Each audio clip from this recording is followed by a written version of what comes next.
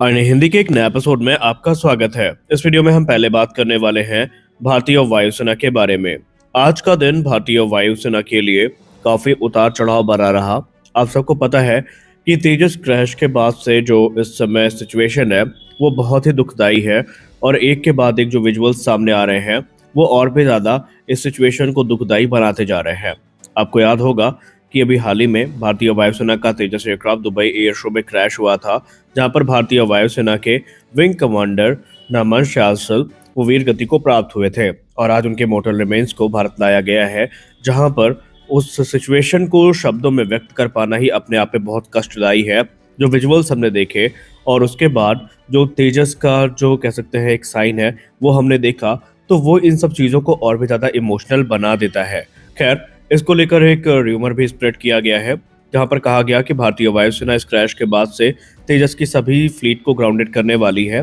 तो इस पे क्लैरिफिकेशन लगभग आ चुकी है कि भारतीय वायुसेना तेजस की फ्लीट को ग्राउंडेड नहीं कर रही है और यहाँ पर ना ही इनके ऑपरेशंस को रोका जा रहा है, बल्कि जो टेक्निकल चेक्स हैं वो चल रहे हैं, लेकिन वो ऐसा माना जा रहा है कि फ्लीट ग्राउंडेड इसमें नहीं हुई है। लेकिन इस दुखदाई घड़ी में इस समय जिसने भी विजुअल आज का देखा है वो बहुत ही कष्ट से भर गया है, बहुत ही पीड़ा से भर गया है।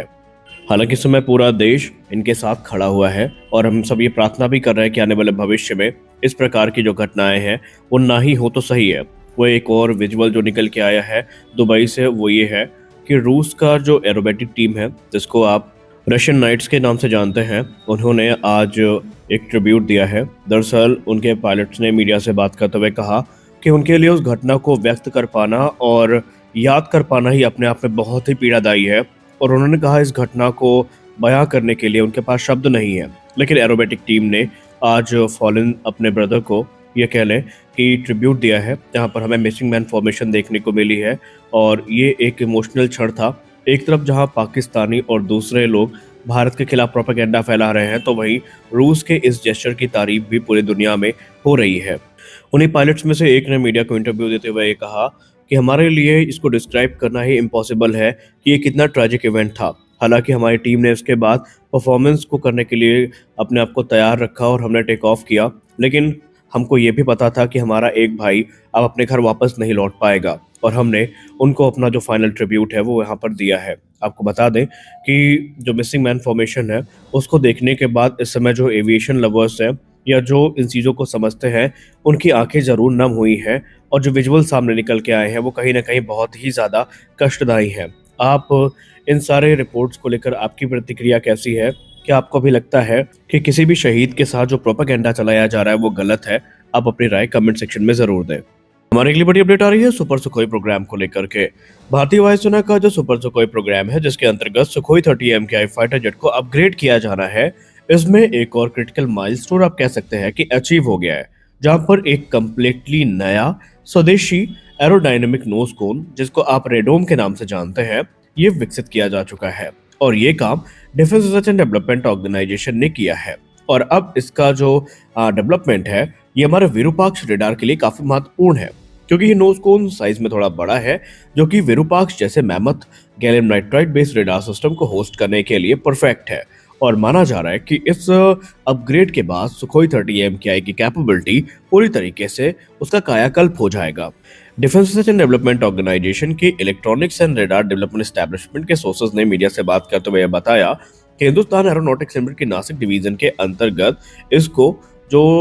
नोज कोन वी नाम है उससे डेजिग्नेट किया गया है। और इस नोज कोन ने जो प्रिलिमिनरी विंड टनल टेस्टिंग है वो NAL बेंगलुरु में पूरी कर ली है और अब ये फुल स्केल स्ट्रक्चरल और इलेक्ट्रोमैग्नेटिक वैलिडेशन के लिए उतरने वाला है। ये नया कोन बड़ा है, थोड़ा चौड़ा भी है और जो कि बेस लाइन सुखोई 30 MKI में हमें देखने को मिलता है और इसको इस प्रकार से बनाया गया है कि ये जो बड़े सुखोई 30 MKI के विरूपाक्ष जैसे रेडार सिस्टम है उनको होस्ट कर सके और सुखोई 30 MKI की कैपेबिलिटी भी इसके थ्रू इनहेंस की जा सके। अब अगर हम सुखोई 30 MKI के करंट रेडोम की बात करें तो उसे रशियन N011M बार जो कि पेसा रेडार है उसके हिसाब से विकसित किया गया था, जिसका डायमीटर 1.2 mm और इसमें हमें 950 TR मॉड्यूल्स देखने को मिलते थे और ये एक मैकेनिकली स्कैन जो रेडार था वो हमें देखने को मिला था। लेकिन अब इसे ही सुखोई 30 MKI में विरूपाक्ष गैलियम नाइट्राइड बेस्ड एसा रेडार से रिप्लेस किया जाएगा, जिसके लिए तैयारियां पूरी रफ्तार के साथ आगे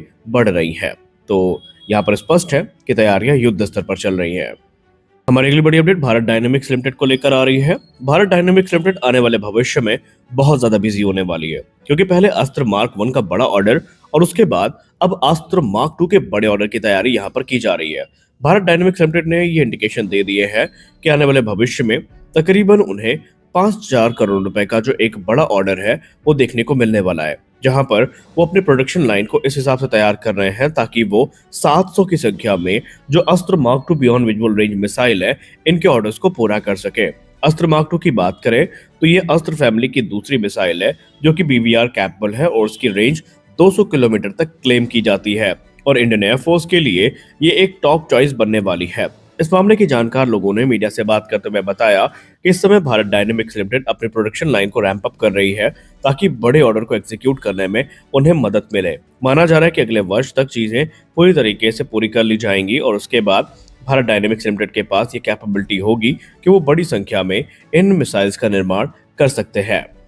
भारत डायनेमिक्स लिमिटेड की मिसाइल मैन्युफैक्चरिंग कैपेबिलिटी की बात करें तो इस समय भारत डायनेमिक्स लिमिटेड प्रति वर्ष 50 से लेकर 100 जो मार्क 1 यूनिट्स हैं इनको बना रही है, लेकिन इस समय वो अपनी फैसिलिटीज, चाहे वो भानूर फैसिलिटी हो या मेदक फैसिलिटी हो, इन सब जगह जो इन्हांसमेंट है वो कर रही है ताकि 2027 तक वो अपनी इस कैपेसिटी को दोगुना कर सके। एक रिपोर्ट तो ये भी बताती है कि भारत डायनेमिक्स लिमिटेड का टारगेट इस समय 50 से 100 मिसाइल प्रति वर्ष से आगे बढ़ करके 300 से लेकर 500 मिसाइल प्रति वर्ष तक बनाने का है। इसके अलावा भारत डायनेमिक्स लिमिटेड के अधिकारियों ने यह भी हिंट दिया है कि आने वाले भविष्य में जब भारतीय वायुसेना की फ्लीट की संख्या और भी ज्यादा बढ़ जाएगी तो फिर रिक्वायरमेंट के हिसाब से जो आगे की इन्हांसमेंट है वो करी जाएगी। चलिए ये बात तो अच्छी है, क्योंकि हम सब जानते हैं कि तेजस मार्क 1A हो, राफेल हो या फिर तेजस मार्क 2 हो या एमका हो या सुपर सुखोई हो, इन सब में बड़ी संख्या में अस्त्र मार्क 2 का यूज होने वाला है। हमारी अगली बड़ी अपडेट आ रही है SU-75 चेकमेट को लेकर के। SU-75 चेकमेट को लेकर दुबई एयर शो के दौरान रूस और भारत के बीच में कुछ इनफॉर्मल टॉक्स हुई हैं, लेकिन अब मीडिया रिपोर्ट्स में बताया जा रहा है कि रूस एक बार फिर से SU-75 का जो डिटेल्ड प्रपोजल है इसको लेकर भारत के सामने आने वाला है, जहां पर इससे जुड़े प्लस पॉइंट और क्या क्या फायदे भारत को हो सकते हैं वो गिनाने का प्रयास रूस की तरफ से किया जाएगा। रूस अभी भी भारत को SU-75 चेकमेट का एक पोटेंशियल बायर मानता है और वो हार मानने के मूड में नहीं है। उन्होंने यहाँ तक कह दिया है कि इसकी पहली उड़ान 2026 की शुरुआत में या मध्य तक आयोजित कर ली जाएगी और यहाँ पर ये एयरक्राफ्ट बहुत ज़्यादा डिजाइन रिफाइनमेंट से गुजर चुका है और आने वाले भविष्य में जो नेक्स्ट जनरेशन इंजन अपग्रेड है वो भी इसके लिए लगभग फिक्स हो चुके हैं। तो देखना यह है कि भारत इस पे क्या प्रतिक्रिया देगा। खैर, भारत की प्रतिक्रिया क्लियर है कि SU-75 के चांसेस लगभग 0% ही है, क्योंकि भारत इस समय सिंगल इंजन फाइटर्स की तरफ, खासकर इंपोर्टेड जेट्स की तरफ तो बिल्कुल भी नहीं देख रहा है। और रही बात SU-57 की, तो उसके तो एक बार चांसेस बन भी सकते हैं, पर SU-75 के चांसेस लगभग नेगेटिव हैं। तो आज के इस वीडियो में बस इतना ही। मिलते हैं अगले वीडियो में कुछ और अपडेट्स के साथ, तब तक के लिए जय हिंद।